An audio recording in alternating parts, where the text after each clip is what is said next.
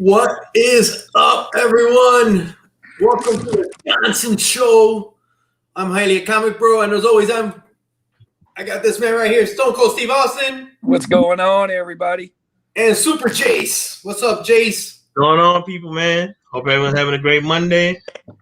Last week of the month. We're about to head to February. Yeah. Time flies, don't it? Sure does. Yes. We got a couple other gentlemen hopefully joining us a little later, so we're going to talk NFL before we get into our top 5 all-time favorite power forwards. What a Sunday, guys. Yeah, man. The NFC Championship game was the game I was looking forward the most because we get to see Tom Brady and Aaron Rodgers for the first time in the playoffs. Crazy. That was a game, and it lived up to me. It was the best game of the 2 games which I was expecting. And it lived up. Tom Brady played great in that first half, but kind of almost gave that game away. Yeah, a little high on a couple of those. Aaron Rodgers had 2 opportunities over 2 Brady interceptions to drive the ball down the field, and the Bucs defense said no. JPP. Yeah, man. He's always been awesome, man. I saw him here at USF, man. I remember that's when they were real good. They got ranked second. Former champion. I was like, are these guys that good? And I was like, man, now I'm thinking, yeah, man. He was all over him, dude. Remember the video of him doing cartwheels and all that shit when he was first? It was. That game was crazy.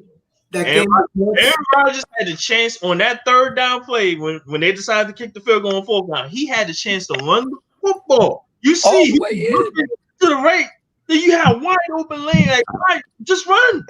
Dude, go to that cone. Just hit the cone. Just go to the cone. Hey, the only one close to him was JPP. That was it. He was right there. He hesitated. Like, once he hesitated, you got him. You got him. Just run to the end zone. You run to the cone, man. Run to the cone. That is weird to me, man, that he did not run that in, man. I was he was trying to look for Devontae Adams. Like, dude, he kept wanting to force it to him, man. Yeah. You got to go for what's there. Take what they need. If he doesn't make it, let's say he doesn't make it to the end zone, dude, you're that much closer. Yeah, he's at least on the 1 yard line, right? Jace, at the worst. That's the best. That's the worst. Because all he could do ran to the side near the pylon. Bang. I don't think JPP would have called him. Me neither, because he was 3 yards upfield. The moment he at least 3 yards behind him. He was hesitating, like, oh man, what am I going to do? Do I want to try and attack him? He hesitated. Yeah, that's how I said that. I think he lost the game. People want to put the blame on the head coach for that. Like, no, Aaron Rodgers lost the game. No, he could have. That would have. They would have had to been. They would have been trying to tie it up with a 2. The game got decided on that play. Yep. And then the coach, instead of putting it in the MVP's hands on 4th down, he decided to kick the field goal.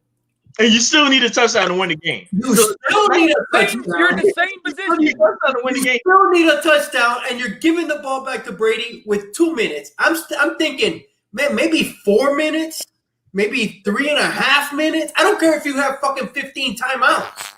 It's the wrong freaking play. And the Bucs even committed a bat. I mean, the guy went down and saved him an extra timeout. Yeah. When he slid, I was like, oh, my God. Oh, man. I said, what are you thinking? I know they told him to go down. Don't fumble.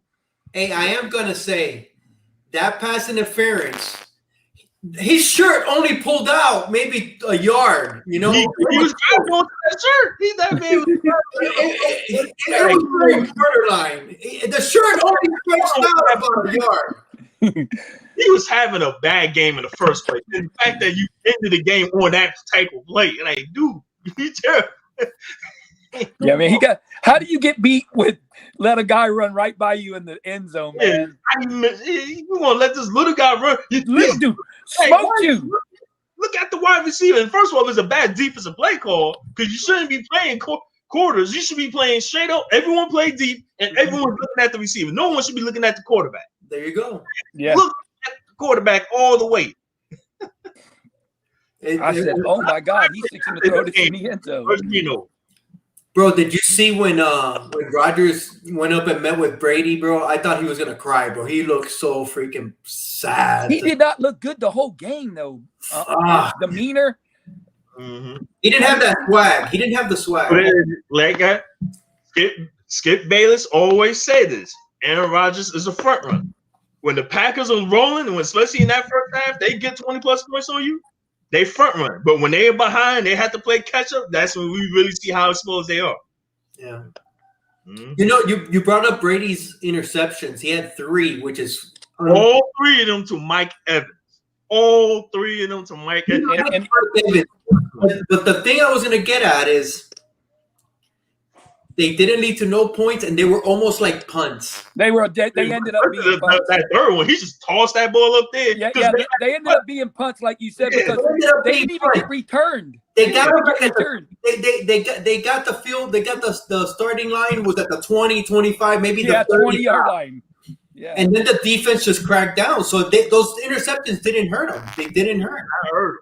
I really thought the Bucs had to score way more points. I really did, man. But when their defense stepped up, man, they sacked Rodgers, and he couldn't complete nothing. He didn't do nothing. Did you guys see that sack by Barrett? Yes. When he got that jump, when he got the jump. Yeah. Oh yeah, dude. That's how he was in his rookie year. He did that. Raul, about 7 times, man.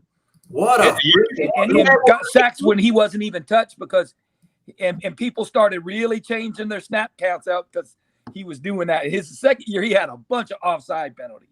I'm surprised Rodgers didn't do more of that to try to stop that. Yeah. Because they know he wants that jump. In the fake count. Yeah. Or maybe they just had his number, man. It was just not meant to be, Well, you can see on that when he did that run, he was looking at the ball. Yeah. He had his eye on offensive line. He was looking at that ball. So as soon as he saw that ball, the offensive line shut out. Man, just wow. Hey, it was like it was like the gun going off. He shot out, man. They tell you those 2 guys, they're gonna have to show up big time against Patrick Mahomes. Oh, they're gonna have to. Let me tell you up the field too. They got to rush up. They can't rush and let Mahomes get out. I have no respect for what Leslie Frazier has done in 2 games against Patrick Mahomes. No, it's for you play the exact same deep. When I saw that, wait a minute, they playing the exact same zone defense, scared defense against Patrick Mahomes. And unlike the first game where the Chiefs decided we're gonna run the ball all over you, they said we're just gonna throw the damn ball. So Travis Kelce kept getting open at the exact same spot. I'm like, what are y'all doing on defense? What are you doing? Look, I would take my chances with Tyreek because Tyreek Hill is going to catch the ball and make moves regardless. That dude, the way he catches and runs. There's no one fast enough to cover him, man. Really. You cannot stop that. Your best bet is to double team him from the beginning. I'm talking about have a safety right there. Have the corner in front of him and the safety right there next to him. That's your best defense. Yeah, man. Then if you got a good cover linebacker, you put him on Kelce. Oh yeah, And now he has to go something different. You know what I mean? See, I always look at this like I think if Bill Belichick with the Patriots defense in the 2000s would have played against this Chiefs offensive team, he would put Rodney Harrison on Kelce all game long, and he would double team Hill. Yeah, he would not let Hill beat him. That shit wouldn't happen. Whatever he motion, they're gonna make sure 2 guys on Hill, especially if he's on the outside. Well, you're gonna have a hard time with Hill if he's in the backfield. That they always put him in the backfield with Mahomes, or they'll have him motion and they'll do the fake reverse because when that on Herman reverse, that was all set up because of Hill. Yeah. All the defense reacted to Tyreek Hill, and Harmon was running up the sideline. He's almost just as fast, too. Yeah.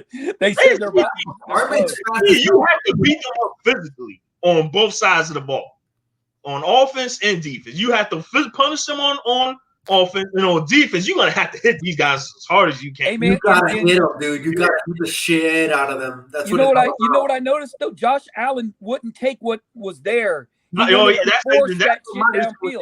Especially he could have had 4 interceptions in that game because there was a one play when the DB dropped the interception.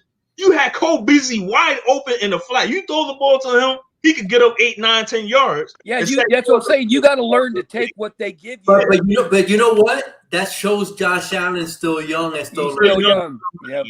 That's exactly that. Handle the blitzes. The teachers just bring the blitzes, and this dude's taking 20-yard losses on blitzes. He's going straight back, man. That's not going to work. No. He's going to learn, man. You're going to watch. He's going to learn, dude. He's going to learn. And Tampa, Brady, they're going to take what they give him. You watch. Yeah. Oh, they're going to. Yeah, they have to stay on the field a lot, or that's the only way to. First of all, you can't go 206 yards to Tyreek Hill in one quarter like they did the last time. That's still crazy. 206 yards. Yeah, I wouldn't doubt he does the same thing. Says you're on him. I hope they play man-to-man coverage. They had one corner on him with no safety help, and like no help. Todd Bowles, what do you think of doing that? Why would you have Tyreek Hill 1-on-1 with no safety help? That's like you putting Randy Moss on the outside, and you just have, especially if you don't have if you have Deion Sanders, you have an all-time great corner, then you could do that. But the Bucs don't have none of their corners are really that great. They okay at best, but when it comes to man-to-man coverage, they're only 2 or 3 years in the league, almost all of them. Every last one of them. Hey, what about KC's defense, man? I still don't believe they like. A lot of people said they ain't a great defense, but I think when Tyrann Mathieu is the best player, period, on that defense, you got Chris Jones on the defensive line.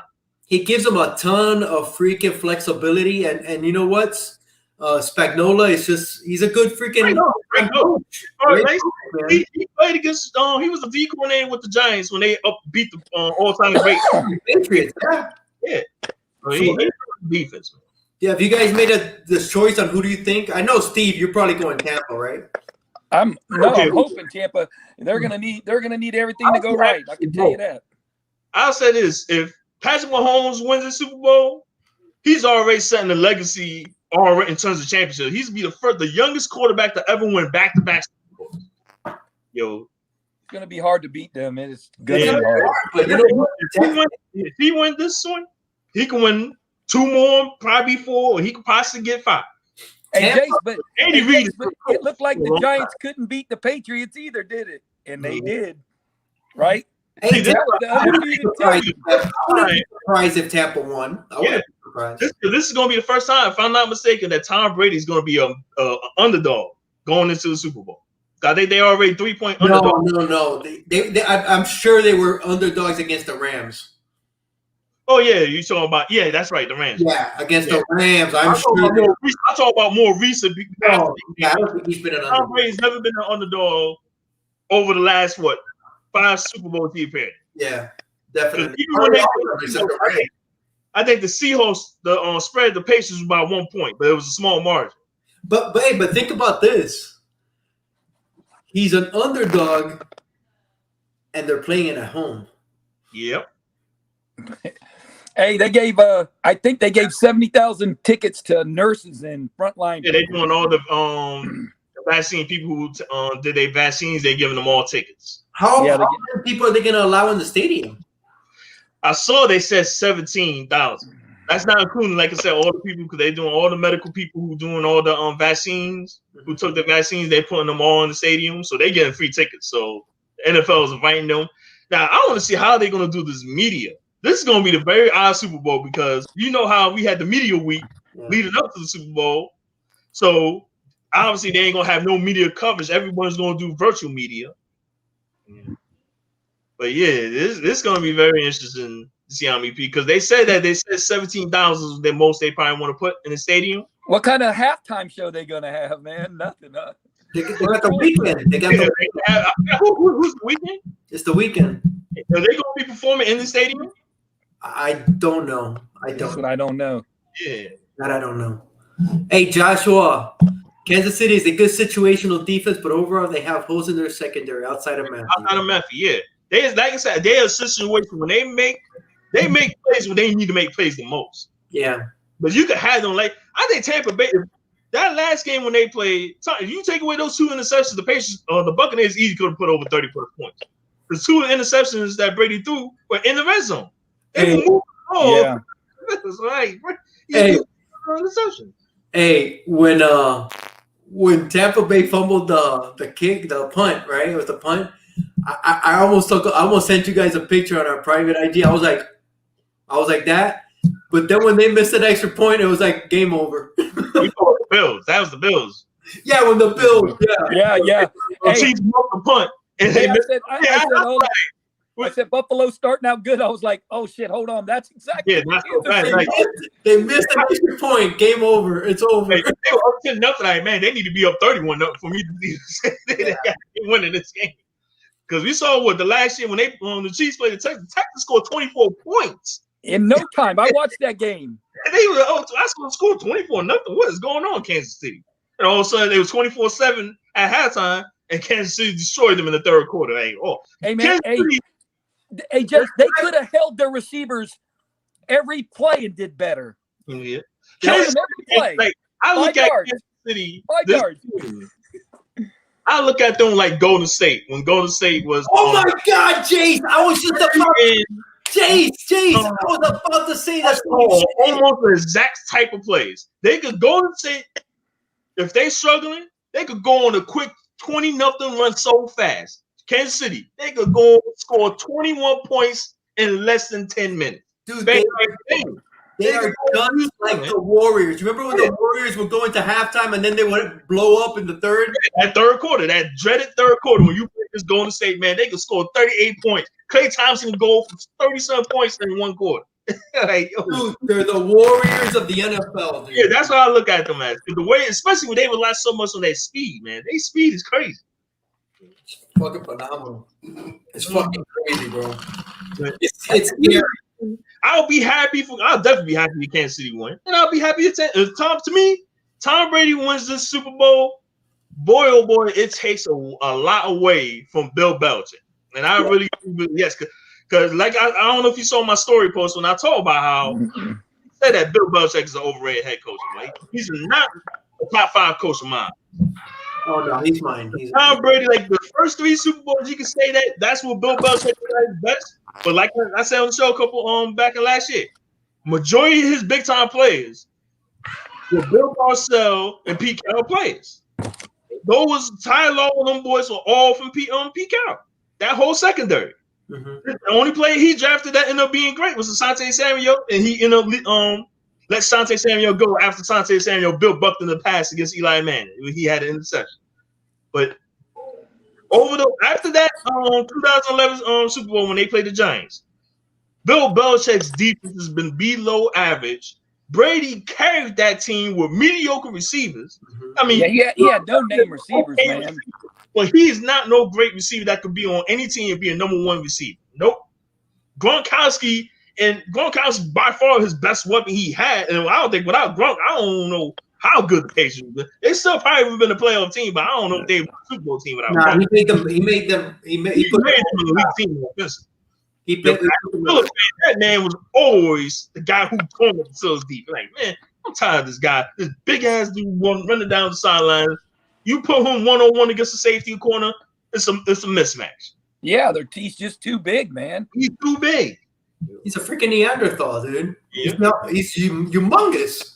Hey, man, have you guys seen the little interview thing he did on ESPN where he was talking about he got traded to the Lions? And then he said, and he told them, I guess they don't know that I retired. Yeah. He told him he retired. He nixed that trade. That shit cracked me up, man. Yeah. All right, guys, we've been going 20. Okay. Oh my God, what was I gonna? So it's the young. I'm on my other show. It's the Young Bucks Old Gold Super Bowl, huh? Pretty much. Does Brady retire if he wins? What? Does Brady retire if he wins? That greedy, I doubt it. I doubt it. I mean, he said it back in 2016 or 17 that he want to play to 45 years old. So the man he hasn't suffered no injury. He hasn't been banged up. So hey, did you guys hear what they said about Drew Brees? What? What his wife tweeted that he played the whole season with a torn rotator cuff on top of 11 broken ribs and all that. See, Drew Brees is banged up, so that's why. I mean, come on, man. They brought in Winston to throw the deep ball. Yeah. The injuries really got him the last 2 years. Now, like I said, Tom Brady's still healthy, ain't banged up, ain't have nothing severe. Hey, when shit gets bad, Brady throws and does the duck and tumble. He don't play that shit. That's why him and Peyton Manning matched that. When Brady see a ref coming, he goes down immediately. He ain't taking a big hit. Hey, Jason, that reminds me of the one play. Yeah. That's age talking. And it's still going strong. Hey, Eli Manning looked like he was going to tuck and roll that one time, and they pulled him and slung him out, and he threw the ball. Man. Yeah. That to me has got to still be the top play of all time. That in the San Antonio Holmes touchdown pass. It was. Yep. I mean, there was no room for error. Ball had to be right there. It was no time. Everything. I said in my story that was a hell of a Super Bowl. Eli Manning beating Tom Brady 2 times. Brady will be a 9-time champion going into the Super Bowl. I mean, no, he will be a 9-time champion if Nick Foles didn't beat him too. Because remember, Nick Foles played the game of his life against the Patriots. Hey man, they had to play 2 games of his life. Yeah. I mean, that's what I said. That a lot of these quarterbacks we've seen it so many times when teams play against Tom Brady and the Patriots that Brady could struggle, but yet the opposing quarter. That's why when I saw that the Green Bay game, I said, "Hey, Aaron Rodgers, man, what are you doing?" How many times have I seen games where Tom Brady threw 2 or 3 interceptions and the opposing team failed to capitalize it? And it happened to the Chargers 2 times. They in 2 playoff games against Tom Brady, the Chargers picked them off 6 times, and they lost both games. Because Phillip Rivers in both games couldn't capitalize, and the team fell apart in those games. So they were amazing teams. Yes. If I'm not mistaken, Tom Brady is the only quarterback in the playoffs to win multiple games when he thrown 3 interceptions. Crazy. Yeah, it's like he throws it when he doesn't throw them when he takes a chance. It's usually on his side of the field. Yeah, he doesn't gamble that much on Yeah, yesterday if he does, it's only his guy or nothing. Mm-hmm. Like I said, all 3 interceptions to Mike Evans. Mike Evans the second interception, Mike Evans could have got it, but it tipped off his hands. Yeah. And the other tossed that ball up there. Yo, Mike Evans, you gonna be able to get up? Nope. But they Evans still didn't see that ball. He had to see replay. But they got 0 points out of those. 0. That killed them. 0 points. All right, guys, we're in it. 22 minutes. It looks like our other compadres are not going to make it, so I think we should get started on this. I got to tell you, this was the hardest list for me to make. Yeah, because I took off 2 people that I was like, oh, man. It's my favorite position. It's my favorite position. And it was hard. I got my first 4 were kind of easy, but I got like 4 guys at number 5, and I still haven't made a decision, and we're starting. Steve, you want to go first today? All right, I'll go first with my number 5. I'm going to go with these are my favorites now. These ain't these are favorites because my number 1 and my number 2 are not going to be on nobody's top. Yeah. Top forward power. My number 5 favorite. So I'm going with Tom Chambers. I loved Tom Chambers' game when he was with Phoenix, man. I loved his game, man. And hey, he would throw it down and slam every once in a while with authority. He was I think he was about 6.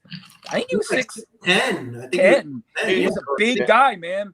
He was super tall. Jump shot. He was just a quiet guy, but I loved to watch him play.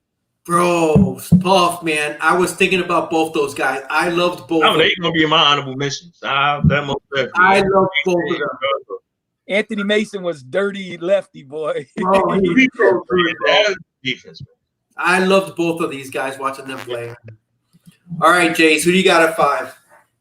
My number 5, I have to go with my man, Amari Stoudemire. Got his jersey on right now, number 32. God, dang it. Ooh, nice. You knocked off by number 4. Yeah. You knocked off your number 4? Yeah, I love Amari Stoudemire. He's badass, dude. 5 and 4. Hey, man, he could put up a ton of points, and, man, he could score. He could rebound. Hey, when shit wasn't going good, he would rebound, too, and play, dude. It was one stretch in that 2003, because that was the year when I kind of started to notice during his rookie year. In the 2004 year, when him and Steve Nash got together,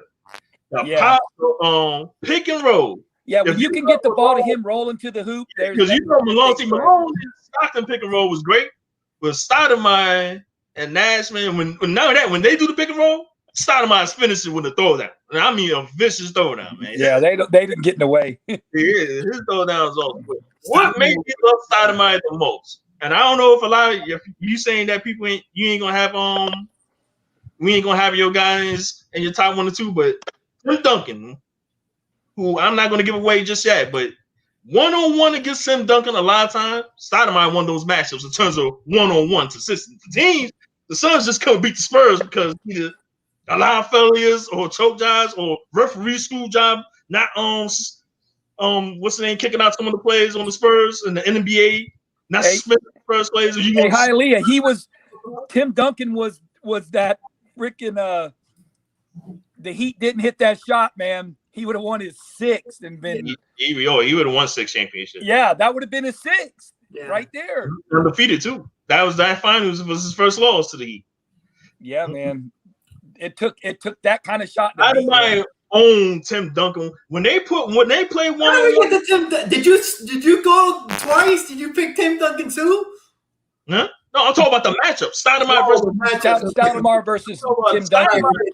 Tim Duncan 1-on-1. When they go up against one of you, 1-on-1, Stoudemire at least averaged almost 30 points a game. That's serious. When they played each other back in 2005, man, Stoudemire was just going off. Stoudemire was a stud, dude. Stoudemire was way more athletic than Duncan. Duncan was he was more athletic. He was way more. Yeah, he would hold his position and rebound. He was a grounded defender and all, but he couldn't hang with Stoudemire athletic. Yeah, that's what I mean. Yeah, he couldn't challenge shots, jump that high. Stoudemire was more athletic. Hell yeah, definitely. All that talk about all this stuff when people say, "Oh man, Blake Griffin is explosive. Blake Griffin one of the best scorers." Like, man, I ain't watched Stoudemire in his prime, man. Stoudemire is better than Blake Griffin. Blake Griffin can't even touch him. Stoudemire is better than. He's better than Griffin. Yeah, I'm throwing all the new age fans who ain't watched a lot of the NBA. I agree with you. Blake Griffin when he was throwing his dunks. I mean, come on, man. Stoudemire's game was complete. It's not as a power forward. This man can have a great mid-range jump shot, which is just lacking in today's NBA. I'm talking about for big men. Hey, he could shoot the mid-range J, could face you up, break you down, take you to the hole, could post you up, because Stoudemire can post you up 1-on-1. He had a complete game as a power forward, as a scorer too. But that's all why everybody has been freaking out with Adebayo from the Heat. Oh, he's been hitting his shot, the mid-range. He's been hitting the mid-range. I ain't been watching his games to see. Dude, he scored 41, I think, on Saturday. And he's been popping the mid-range, man. And it's wide open. That's all it takes. It's just get that shot. You can hit a 12 to 15-foot jump shot. Dude, it's money. Nowadays. You expand your game big time when you get that mid-range shot, especially if you can do a turnaround mid-range jump shot. Your money. Your money if you got that. Come on, man. Your money. Mm-hmm. All right. Because the knee injuries kind of killed him, especially when he went to New York. Because he had, 1 or 2 great years with the Knicks, and that was pretty much it. Elton Brand. Another honorable mention guy I want to bring up, man. Love Elton Brand game. And him and Stoudemire around the same time. Then when he was with the Clippers, he was a beast. Mm-hmm. Okay. All right. So I'm gonna go with my number 5, and I gotta make a choice. Fuck. All right. I got 4 guys, but I'm gonna go to the guy I think I like the most, bro. And I know nobody's got him, but I love this team. I love these teams. I love watching him play. He was a banger, and nobody's in Terry Cummings. Yeah, he was on the Bucks. I love Terry Cummings, bro. Growing up. Like you said, he's a post-up guy, man. He's a post-up guy, dude.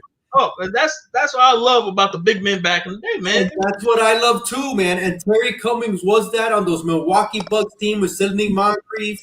Yep. And they were always there. They just never could get over Boston. Yeah, don't start the team with Philly. They couldn't get over Philly back then. Yep. But dude, I love Terry Cummings. I always enjoyed watching him play when he was with the Bucks, then with the Spurs. Mm-hmm. I know he's in nobody's top 10, top 20, top 30, but he's one of my favorite. He was solid. One thing about the power forward and center plus, there's so many damn great plays, man. Even if you have players like Sean Staple, you mentioned Charles Oaken, Anthony Mason. Like Charles Oaken wasn't a great scorer, but as the power forward, He was great. Great defense. He give you rebounds, block shots, and he bang and do the dirty work. He'll give. It'll be a few games he get 10, 15 points. But that's what a power forward is naturally. Yeah. That's what you wanted. And that's what Terry Cummings was. He was the same thing. He was an enforcer. He averaged, I think, like 20 for his career with like 8 rebounds. He was big as hell, man. He had some big ass shoulders. He was just solid. Yeah. He looked like a guy that worked out that played basketball. He averaged like 20 and 8 for his career, something right around that. But when he was a rookie, I think he was 23 for 12. So he had good numbers. Now he wasn't never a superstar. He was just solid, dude. That's what I like. That's what I like in my power forward. So, All right, Steve, you already got 2 knocked out, huh? Yeah, I got 2 knocked out because Stoudemire was my number 4. You want to go? But, go for it. Yeah, I'll go ahead and go for my number 3 before it gets knocked off again. Unless you want us to do our 4s. Yeah, go ahead. So my number 4 is probably, well, I wouldn't say the most skinniest of the my top 5, but he's up there. Kevin Garnett. God dang it! You just knocked off my number 3, James. I might as well have just said it. You know what I mean? Me and Jason's shit matches perfect so far almost. He had Chambers, damn. What number he was? He's my number 3. That's who I was. About Kevin Garnett. I liked him because he was fiery, man. Kevin Garnett was an enforcer, man. Yes, man. Not his size. He could play defense. Out of all those high school players, he was one that proved them right. Because remember, a lot of them were failing. Oh, get the high school kid. Get the high school kid. You know, he proved them right. He was balling from the face. His entire Minnesota career was great. Yes.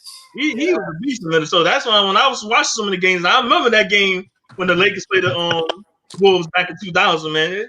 Garnett was balling out, man. Even Shaq couldn't guard on one-on-one. Yeah, Shaq couldn't handle him one-on-one. Garnett can face you up. He can post you up. Yo. It just seemed like he had the longest reach. He was skinny, but he had. Look at it. Kevin Durant is actually taller than Garnett, which is crazy because he got a longer wingspan. But Garnett is a true power forward for his size. Like, dang, Garnett is a skinny dude, but he could power. He was strong as hell, way stronger than he looked. Hey, you're saying you keep saying he was skinny, but I never thought he was weak, dude. He always no, he was skinny, but he was strong. Power forward for his stature, he played like a true power forward, which is mind-boggling, yo. Yeah.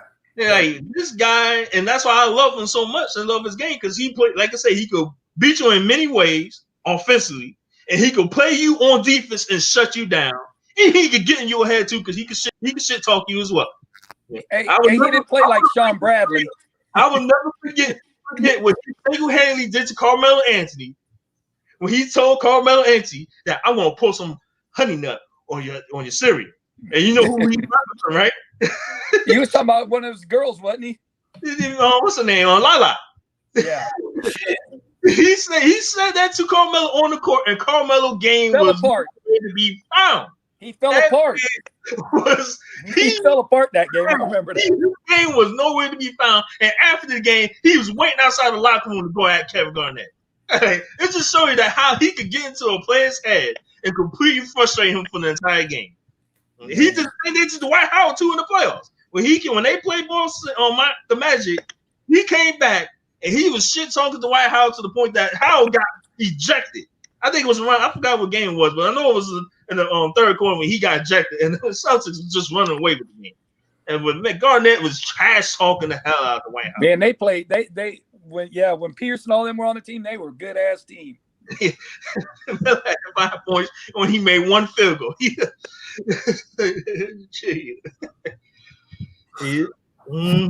Shit, I never heard that story. I gotta look at that. I remember that. I remember they talk about that on First Take with Stephen A. Man, that was hilarious, man. But Garnett, I just love his game. I think without him going to Boston, Celtics, they wouldn't won that championship, period. No. He's on why. He's sent that culture around for that team. Yeah. All right, Steve, you want to go or you want to see if I can? Go ahead, man. Go ahead. Yeah, you go ahead and get your guy. All right, my number 4. Yeah, I'm on 4. I still got 4 guys, Steve. Hooray for you. I'm gonna go with Barkley, man. Oh my God. He's my number 3. He's my number 2. Good. Look at my list, man. Man, your list is pretty much. Oh my God. Hey, dude. Stoudemire, Garnett, Barkley. Go ahead. Talk about Barkley. Steve, talk about Barkley. Go ahead. No, man, go ahead. Go ahead, dude. He is the undersized power forward. Undersized 6'4", and he could jump. His ass could jump. I don't care what they say. I bet his vertical was in the high 30s. You know, because he was an undersized power forward, and he played like a power forward. Because when he was in Philadelphia, he was bigger. He was much bigger when he went to before he went to Phoenix. Yeah, but Phoenix he won his MVP though. Yeah, Phoenix was when he was at his best. Offense, he was phenomenal, dude. His 3-point shot, you couldn't guard that guy. You could not guard that guy.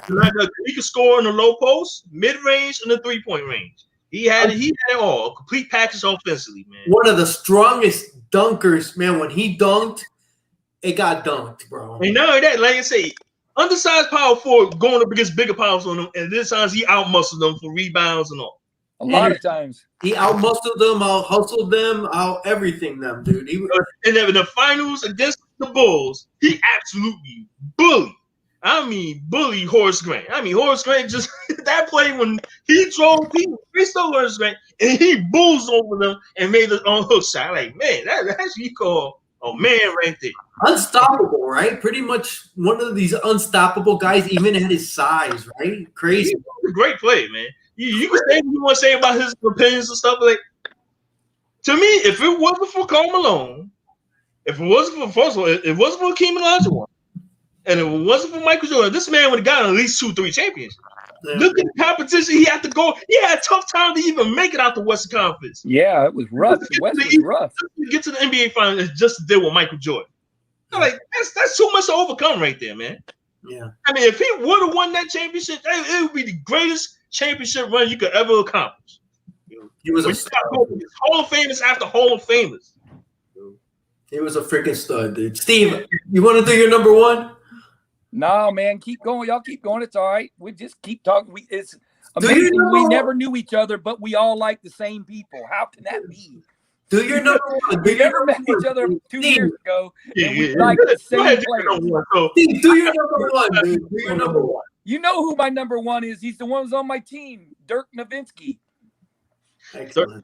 Dirk. So Dirk is a power forward / center, right? Yeah, you could call him center, but man, really, man, my number 1 is pretty much could play both positions. So he could play. He drugged them centers out if they did play a center on him. That wasn't good.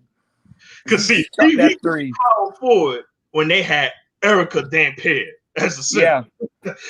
Yeah, so that's right. Because when they won the championship, you had Tyson Chandler, and him and Tyson rotate between power forward and center. Yeah. Because sometimes in Dallas they'll play small, and they'll have Josh Howard playing the power forward, and Dirk will play the center. Yeah. He had that turnaround jump, and he had that freaking.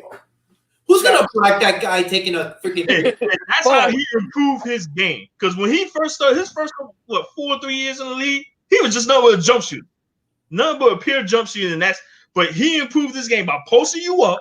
He could back you down, and you could take that turnaround jump shot, high arcing jump shot. Like, man, yeah. And he played forever, dude. Mm-hmm. He just recently retired, and dude, stopping the games just to thank him, dude. All them years with Dallas too. But he got one championship. Doc Rivers stopped the game. Yeah, I saw that recently on YouTube. Mm-hmm. Yeah, the Rainbow 3 shot. Yeah, that thing ranked way up into the rafters. Was a turnaround jump shot. Like, you can't block that jump shot, man. He posts you up, and he turned around with that high arcing jump shot, unblockable. Bro, I went with Terry Cummings, but Kevin McHale is one of my he's my number. He's in my number 5s in my list of 5s. He was amazing, dude. I just went with Cummings because I kind of enjoyed him more. Hey, man, My whole list is gone, right? My whole list is gone, and my my honorable mention is Kevin McHale. Well, number 2. Look at that, man. McHale is my number 2. Look at my honorable mention. McHale's your number 2? My honorable mention. All my team's gone. Take it. Go for it. He's your number 2. Number 2, like Puff said, man, the man had so many moves. You look at his stature, he's skinny. McHale wasn't a big. Yeah, he wasn't a big brick as a power forward. He was skinny, but man, yeah, he was about Garnett skinny. He was phenomenal, dude. Phenomenal. Like before Hakeem Olajuwon, he was the first big man in the NBA with a lot of foot skill. And he's a white man too. Like, man, white man with foot skills like that? Whoa, what's going on? He could put the moves on you in the low post, man. Hey, somebody put a Olajuwon footwork TikTok up the other day. God damn. I think I know what you do. I don't want to put it. Because that man, and Kevin McHale he had a lot of post moves. He could push you up and he could turn you away like crazy. You have no idea. Yeah, he had a pump fake and then I forgot what the hell he was gonna do. When Kevin McHale got the ball, you have no idea which way this man's gonna go with the ball in terms of his moves. He could attack you from anywhere or any side. You be scrambling like crazy. Dude, just think of that team, bro. Bird, McHale, Parrish. It's a miracle they ever lost. If you're talking about if Barkley, all those guys were. Can you imagine how many championships they would have won if the Lakers weren't there? Most shit, they probably would have won every damn championship because the Lakers are the only team in the Western Conference that was capable of beating them. Yeah, the Lakers had just enough firepower to match every position, man. Yeah, it was always a battle, man, and you always kind of knew how the game started out, man. If you fell behind, it was going to be rough to catch up in them games. Dude, freaking he could go on. I think it was one of those games against the Lakers when he scored close to 47 points. He had that 15-point quarter. And McHale, man, that man. I remember when I was watching a lot of the Lakers Celtics games, like he stand out the most in terms of the big men. Because even as much as Kareem, as good as Kareem was, Kevin McHale get the ball, man. It was just he's gonna put you to work on defense, man. You on your heels. Crazy, dude. That one time when Magic was guarding him 1-on-1, even Magic couldn't stop him from getting to the hole. No, he couldn't stop him. He just turned around, got him, couple dribbles, shake him, bam, lay it right to the rim, man. And Magic just couldn't do nothing. ML Carr. Oh, ML Carr, yeah. The greatest bench warmer of all time. All-star teams, man. Both of them. All-star teams. Yeah. All-star teams. All right, Jace, who do you got left? You got my number 1 left. All right, I got 1, 2, and 3. Go with your 3. Let's see. No, go, Jace, with your 3. Go with your 3. Go with your 1. Number 1, the big fundamental, Tim Duncan. That's why I went with. I let you go because he's my number 3. He's my number 3. He's a big fundamental, man. The name itself, and he may not be the most athletic big man of all time, but in terms of pure skills, he had an off the glass shot that couldn't be stopped. He can't stop that to shot off the glass, man. But he played with skills and intelligent. He's probably the most intelligent basketball player of all time. In terms of he played with Parker Ginobili. He know when to get those guys involved with the scoring, but he know when it's time for him to show up, he's gonna dominate. I always never forget that game 7 against the Miami Heat when he won that final. Tim Duncan single-handedly carried the Spurs in that game. He just straight up dominated to the point that even in the fourth quarter, like he made so many damn shots. I mean, they kept daring him to shoot. Remember, Jace, you would do that? Yeah. And then they kept daring him, and he kept bam right off the backboard, right? Yeah. I still remember that one time against the Lakers when he made that crazy turnaround jumper. That's I think, this game is over. Spurs not win. The most athletic, not the flashiest. Me and 90 are always arguing about him because he knows I love him. I'm surprised I didn't put him at number 1. I thought he was your number 1. He's my number 1 because he dominate in the big game. He's my number 1 all-time power forward. He's not my favorite all-time power forward. He's my favorite. He's my number 1. I witnessed. See, when I witnessed, I watched all the Lakers Spurs game. That was the #1 rivalry in the NBA in the 2000s. Because when the Lakers Spurs play, the winner of that series is going to win the championship. Yeah, that's how great that rivalry was. And Tim Duncan was always a pain. I freaking love him, dude. I freaking love him. I love him. I'm surprised I didn't put him at 1. I just. See, the reason why, because I could have put him as a center, because I still believe after David Robinson left, he became the main center. Because when David Robinson was there, he was the power forward. So when Robinson retired, he became the main big guy. And I don't want to hear no one say, "Oh, Diago Splitter was a center." No, Diago Splitter was no center. He's trash. He ain't center of that team. Robert Horry was a small forward. He was a small forward. Who? Robert Horry? Horry was small forward / power forward. He played more power forward, but he was a starter. He was the bench guy. Yeah. I love Big Shot Rob too, though. I love Big Shot Rob too, though. It's a great honorable mention, man. It was a clutch. That man, he got more 8 championship rings? Can't deny that man's ring. He's clutching the playoffs. Yeah, but yeah, Duncan, big fundamental. I freaking love his game. So I guess I got my number 1 and my number 2 on nobody's list. But I absolutely love these two guys. They're bangers. My number 2 is Grandmama. Larry Johnson. I fucking love Larry Johnson, dude. Oh, I fucking love Larry. The Charlotte Hornets. Who else was on there with him? Alonzo? Was he on there at that time? I think so, yeah. Alonzo, what's the name? It's all good, Big Remo. Always clutch. But dude, Larry Johnson. This game was wrong. I like him. I loved him since UNLV. Those fucking Running Rebels teams. I just love that guy's game. Not the greatest, but he's one of my favorites. My number 2 favorite, and my number 1, probably my number 1 player that I just loved growing up. And nobody's got this guy, dude. But God, I love this. I love watching this guy play, bro. Xavier McDaniel. Ooh. I fucking love X. He was, to me, what a power forward should be. And Stay Puft kind of nailed it. They're enforcers. Yeah, they're enforcers. They set the tone for your team. They'll give you the 15 to 20 with the 10 to 12 rebounds, and they set the tone for your team. And to me, Xavier, Big X, man. set the tone for those Supersonics teams. And honest to God, I hate that there's no Seattle Supersonics. I thought that was such a freaking badass name for a fucking for a team. The Supersonics, the colors. Yeah. I loved it.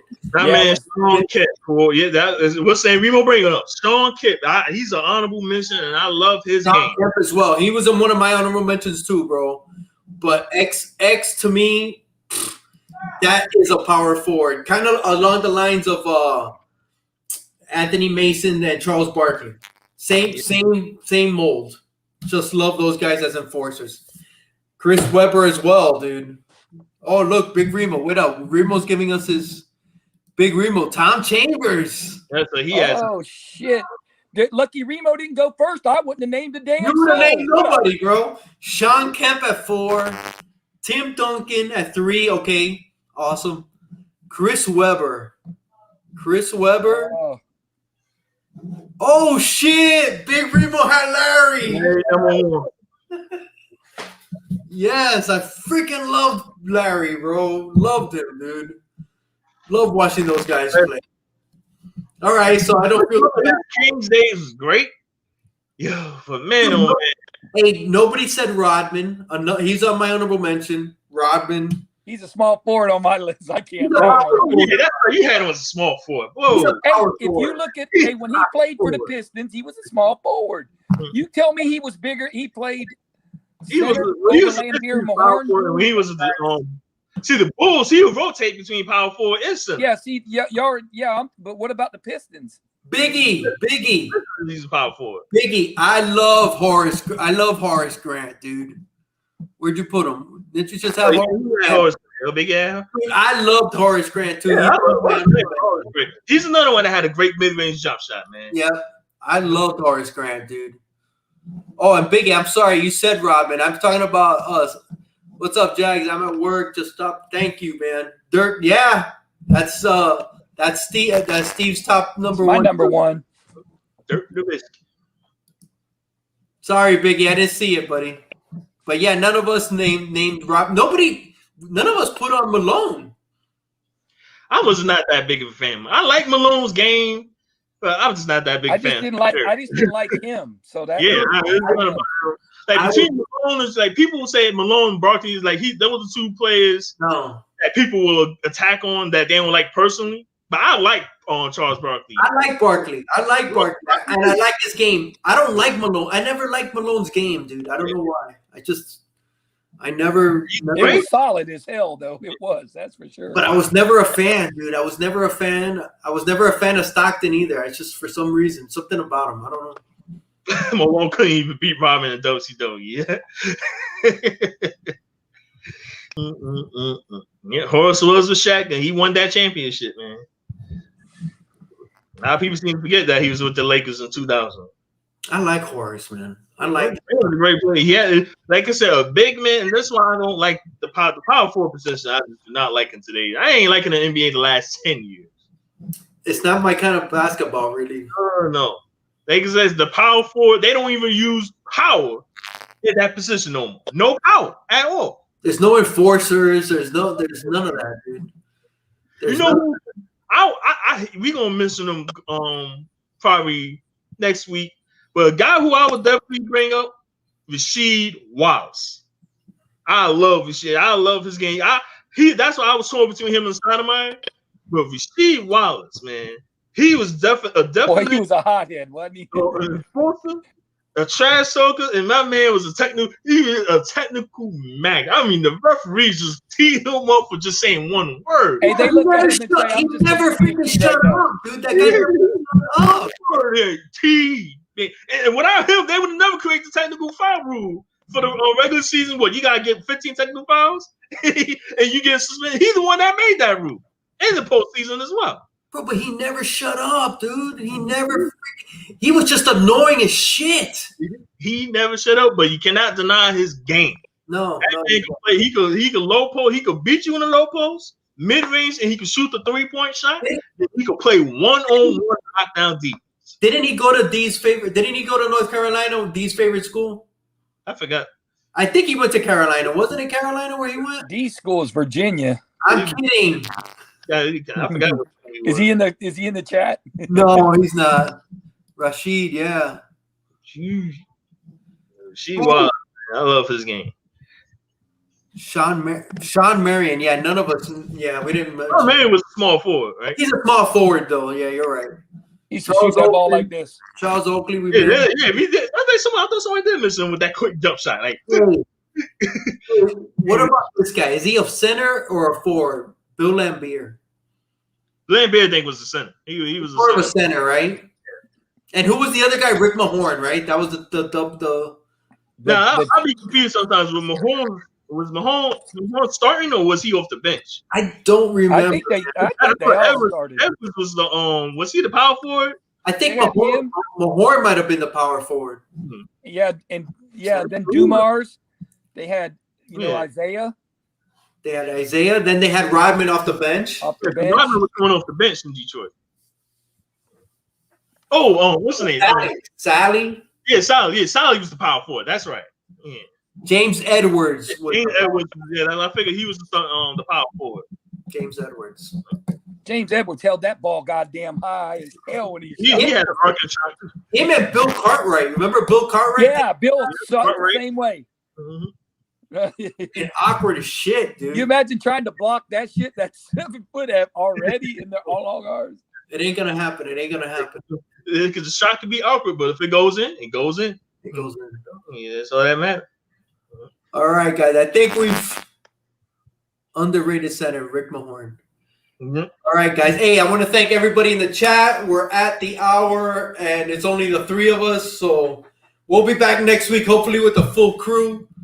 Hopefully 90 could join us one day. I got ideas for future shows. So we'll be coming at you once we're done with this with some other stuff I have lined up. I think it'll be interesting.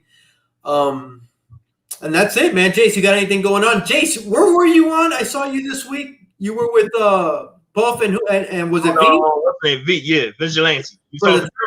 For the Tremors, yeah, right? For the Friday talk. Yeah. Movie talk. I like that, Jace. You're branching out, dude. You're getting comfortable. I like it. I'll probably be on there more, man. I love some movies too. Awesome. Me as well, dude. Steve, you got anything going on? No, nothing but what we're doing here. And getting ready for the Super Bowl, huh? Ready for the Super Bowl. On Super Bowl, right? 2 weeks is in 2 weeks, right? Yeah, 2 weeks. That's You 7. ain't gonna be able to make it there, right? Tickets are too tough, man. That's expensive, man. That's expensive. I heard 30-something thousand for a terrible tickets. What I heard for the bleachers. Yeah, 30,000, something like that. Well, think about it, Jace. There's no tickets. There's no tickets. No, they ain't doing. They doing everything is gonna be online. I found out they say they're doing they ain't really giving out physical tickets, so you pretty much ordering your tickets online, and you gotta do the scan on your phone.